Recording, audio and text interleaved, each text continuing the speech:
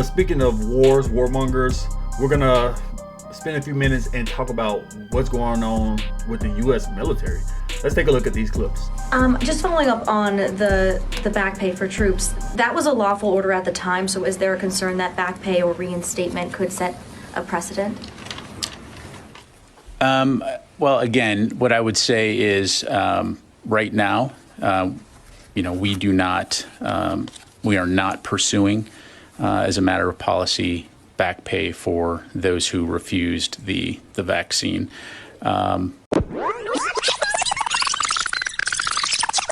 New Army recruitment flyers have gone out and they're looking a little different this time around. As you can see here in bold print at the top, you no longer need a you-know-what to join the Army. The U.S. Army is also now sending out letters to former troops saying that in light of the removal of the you-know-what requirement, they can apply to get their reasons for discharge changed. This means that derogatory remarks or dishonorable discharges can now potentially be removed or reversed. The Army is also inviting those troops to reapply to be back into the military if that's what they desire. This is a drastic change when just 2 years ago, active members faced serious consequences if they did not comply. Just take a look at these headlines from 2021 from Business Insider, U.S. Army, the New York Times, U.S. Department of Defense, and there are many, many more. I have always believed that this should have been a personal choice. So Army readiness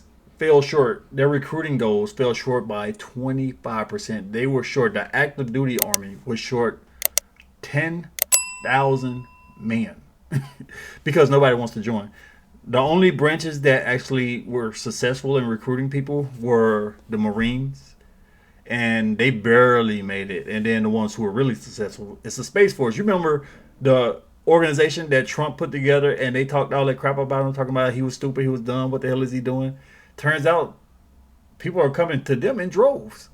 But the big three, the Army, the Navy, and the Air Force, they all fell short by tens of thousands of people, because the U.S. has a massive Navy and Air Force too, because the U.S. military doctrine, their naval and air power, people don't really realize that, but they need a lot of people in those branches, and they all fell short because nobody wants to join. The Navy got so desperate that they tried to make their recruiters work 6 days a week. They were going to work these guys to death, work their fingers to the bone trying to recruit some Gen Z people who don't want anything to do with the military. And they damn sure don't want to be on a submarine or stuck on a ship for months on end.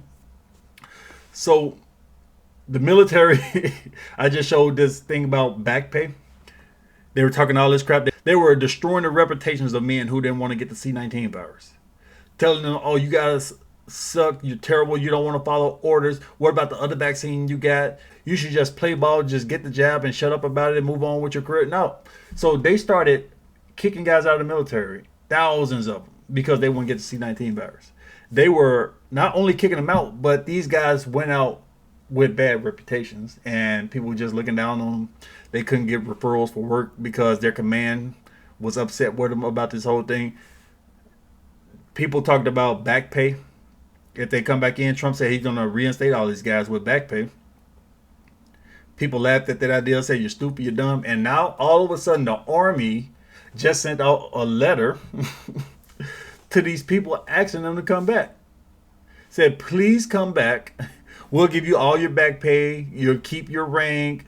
Just go talk to a local recruiter, please, please. Because we tried to create this woke military. We talked about white rage. Let's take a look. Train and we understand, and I want to understand white rage, and I'm white, and I want to understand it. We talked about white rage. We had General Milley, who's a scummy piece of shit, who was talking to China behind Donald Trump's back about nuclear weapons while Trump was the president and he's the highest ranking military member. Sounds like treason. But we tried to create this woke military. We said we can bring in the trans people who don't want to fight, who don't want to deploy. All they want to do is just get their free trans surgery and then be on profile, be on recovery for the rest of their term in the military, and then just leave the military. So we want to bring in wokeness. We want to bring in people talking about, I have two moms. Let's take a look at this. It begins in California with a little girl raised by two moms.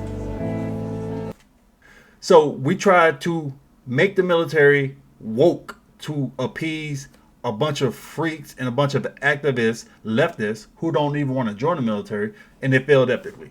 So all of you guys, all you conservative guys, all you tough young men, please come back.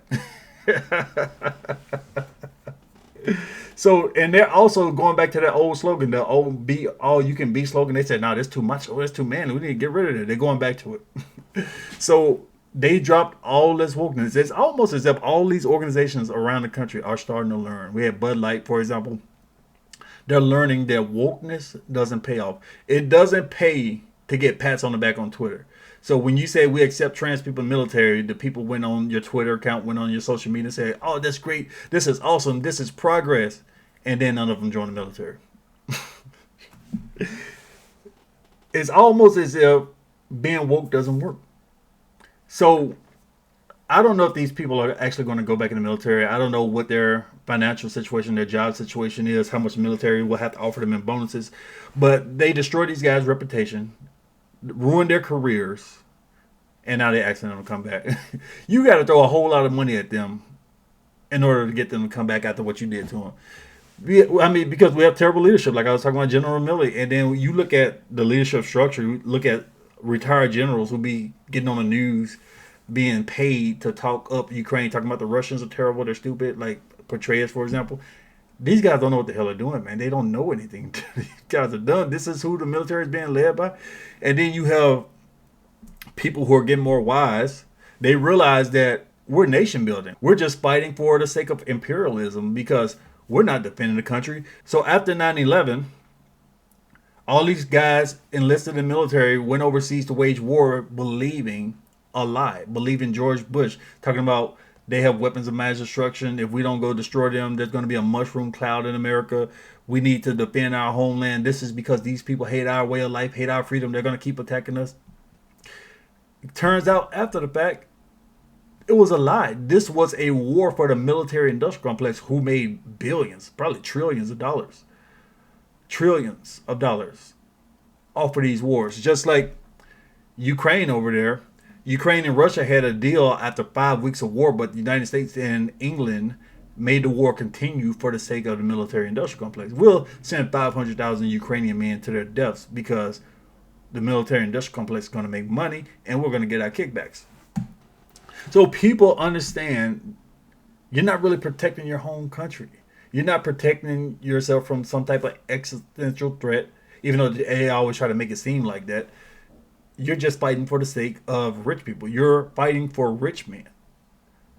They're getting rich. You're coming back maimed. You're coming back with PTSD. You're coming back. So a lot of veterans self-delete every day. We have dozens of veterans who self-delete every day. We got them living on the streets in America. And you see in Chicago and New York, they're putting illegal immigrants ahead of homeless veterans.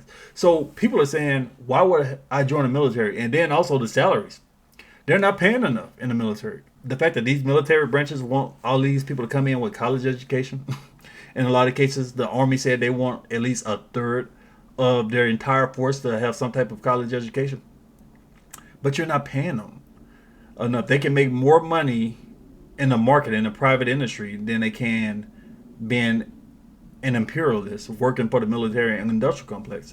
So because of all this, your numbers are way down. You're suffering drastically. The Navy's getting really desperate because they're offering $140,000 bonus, up to $140,000, saying they'll pay off your existing college loans, plus they'll give you a massive signing bonus, which could add up to $140K. So they're getting really desperate because more and more people are saying absolutely not. And also the country's getting fatter, so less people are even qualified. But more and more people are just saying hell no. It's the combo. You got the wokeness going on, you got the bad leadership going on, and you have the fact that you're just working for the American empire. You're nation building over there in Nigeria somewhere, Sudan, middle of Africa, fighting some people you don't even know who the hell these people are. You're just engaging in all types of foreign wars, and you're wondering what the hell does this have to do with America? Oh, it has to do with American imperialism. So people are saying no to it. So if you enjoyed today's episode, leave a like, share it, and I'll see you guys next time.